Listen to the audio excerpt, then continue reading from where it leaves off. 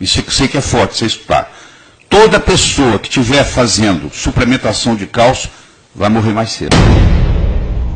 Porque se você toma o cálcio, ele vai para a coronária, ele vai para a carótida, ele vai para a aorta, ele calcifica e você morre. 7 anos a menos. Se você fizer suplementação com cálcio sozinho, você vai morrer 7 anos mais cedo. Falando em morrer mais cedo, doutor, essa questão da expectativa de vida no país atualmente, a tendência é o cidadão viver cada vez mais? Como é que está essa questão? Infelizmente, em 2005, o New England Journal of Medicine, que é o jornal médico de maior credibilidade no mundo, mostrou, pelo menos nos Estados Unidos, que a partir de toda criança que nascer, mas a partir de 2005, a tendência é viver menos que os pais. Porque eles fizeram um estudo na Universidade de San Diego, na Califórnia, no sangue de um cordão umbilical. E detectaram, um grupo de 10 pacientes, detectaram mais de 100 substâncias que não pertencem ao corpo humano, já no cordão umbilical do recém-nascido. Ou seja, nós estamos vivendo num mundo contaminado. O solo está contaminado, a água está contaminada, o ar está contaminado. Primeiro eu gostaria de dizer que o Brasil não tem Ministério da Saúde. O Brasil tem Ministério da Doença. 85% da verba do SUS é gasta nos últimos 2 anos de vida do brasileiro. O cara vive errado a vida inteira, adoece e lá no final o governo vai pagar a conta. E isso tem muito a ver com a alimentação. Hipócrates, o pai da medicina moderna, 400 anos antes de Cristo, dizia que o seu alimento seja o seu remédio e que o seu remédio seja o seu alimento. Só que, infelizmente, para começar, na faculdade de medicina, nós médicos não aprendemos sobre nutrição. Eu me lembro, eu fiz a Federal de Juiz de Fora aqui, eu sou daqui, nós fizemos 6 horas de aula sobre nutrição. 6 horas? 6 horas. Durante 6 anos, eu tive 6 horas de aula de nutrição. Então, o médico não sabe absolutamente nada sobre nutrição. E que você não sabe nem para ele como é que ele vai saber para orientar os outros. Em 2003, foi publicado o Genoma Humano, um projeto que era para durar 25 anos, foi feito num tempo recorde de 13, e no Genoma Humano nós tivemos uma grande surpresa. Todo mundo apostava que nós íamos ter em torno de 140 mil genes, o ser humano. Qual não foi a surpresa? Quando o resultado saiu e mostrou que nós temos apenas 23 mil genes. O arroz que você vai comer hoje no seu almoço tem 54 mil genes. Nós temos 23 mil. Então foi puxado um tapete na biologia. Qual foi esse? Quem manda na biologia não é a genética, é a epigenética, que é o que controla a expressão genética. E quem controla essa epigenética é a alimentação, é aquilo que você ingere. Então, a partir de agora, alimento passou a ser remédio, ou veneno, dependendo do que você ingere. Então, isso é muito libertador, porque isso faz com que você que está nos assistindo não seja refém da sua hereditariedade. Minha mãe morreu de câncer de mama, minha irmã mais velha morreu de câncer de mama, eu tenho o gene do câncer de mama, eu vou ter câncer de mama. Não necessariamente, porque não é só ter o gene, você tem que ter a expressão genética, a expressão gênica desse gene.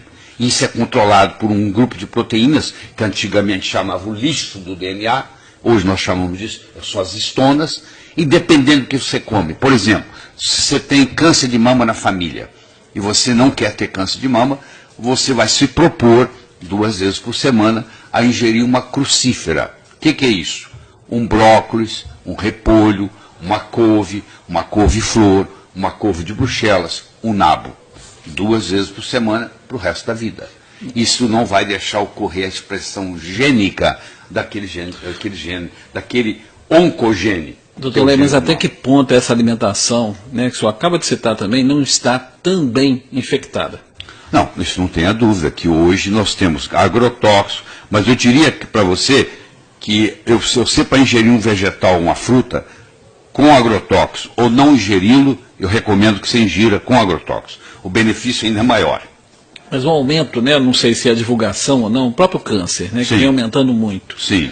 Está relacionado talvez a esse tipo de alimentação? Claro que está. Eu vou dar na minha aula hoje, eu vou mostrar como é que você pega um produto que está cheio de agrotóxicos e na sua cozinha você tira os agrotóxicos dele. É muito simples, eu vou passar para o telespectador aqui. Você pega a tintura de iodo que você compra na esquina da farmácia da esquina, a 2%, você pega 5 ml, 5 cc por cada litro d'água, você, vamos supor que você vai pegar uma bacia, coloca 2 litros d'água. E ali você coloca 10 ml de tintura de iodo a 2%.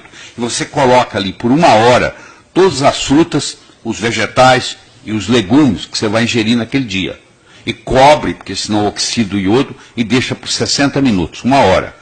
Depois de 1 hora, isso foi estudado, aquela água ali está cheia de agrotóxicos, porque o iodo tem a habilidade de quelar, de puxar o agrotóxico. Aí você joga aquela água fora, lava de novo as frutas, os vegetais e os legumes, e agora você tem na sua cozinha algo que você vai ingerir durante o dia que não tem agrotóxico. Doutor Laí, nós estamos com um problema sério na sociedade hoje, que é o problema da obesidade. Sim. O senhor acha que essa obesidade é a causa da maioria das doenças cardíacas e tudo mais?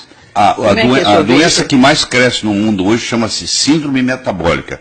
É a pessoa que é obesa, ela tem a pressão alta, ela tem o triglicéride elevado, ela tem a homocisteína elevada e ela tem a predisposição a todas as doenças. O que está causando essa... Inclusive a Organização Mundial de Saúde, Neuza, recentemente criou uma nova doença, chama-se diabesidade. É a pessoa que chega no seu consultório diabética e obesa. Então ela recebe o nome de diabesidade, essa doença. Ela é causada por quê? Ela é causada principalmente por 4 causas. Primeiro é um distúrbio no hormônio chamado insulina. Quando eu ingiro muito carboidrato, eu aumento a insulina. E a insulina é lipogênica, faz você engordar.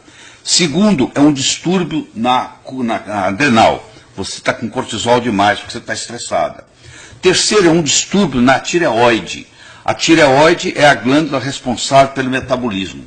E a quarta coisa, que é a mais importante de todas, é que, à medida que o tempo passa, nós vamos aumentando o estrogênio no nosso corpo. Principalmente nós homens. O homem vai envelhecendo, ele vai pegando uma forma feminina. Ele começa a ter mama, o bumbum começa a crescer, ele começa a ter quadril de mulher. Por quê? Ele está recebendo estrogênio. E não é só, se eu tomar um cafezinho quente num copo de plástico, aquele plástico, quando o café quente bate ali, libera uma coisa chamada xenoestrógeno. Isso entra no meu corpo e vai ter uma atividade de estrogenicidade. Quando você soma o distúrbio da insulina, o distúrbio da adrenal, o distúrbio da tireoide não diagnosticada e a predominância estrogênica, você cria um ambiente chamado obesogênico, que gera obesidade. Então, esse ambiente obesogênico aumentou.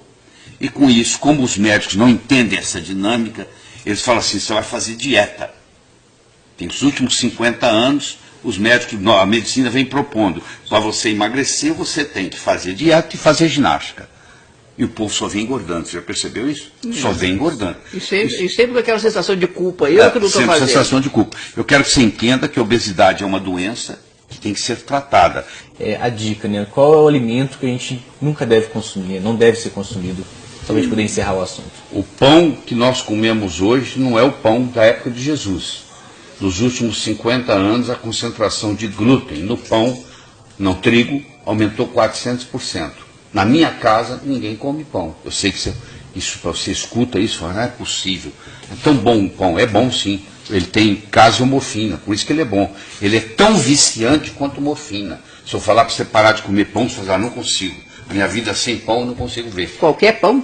Qualquer pão. É mesmo? Até esses de grãos, esses negócios? Quanto mais integral, pior.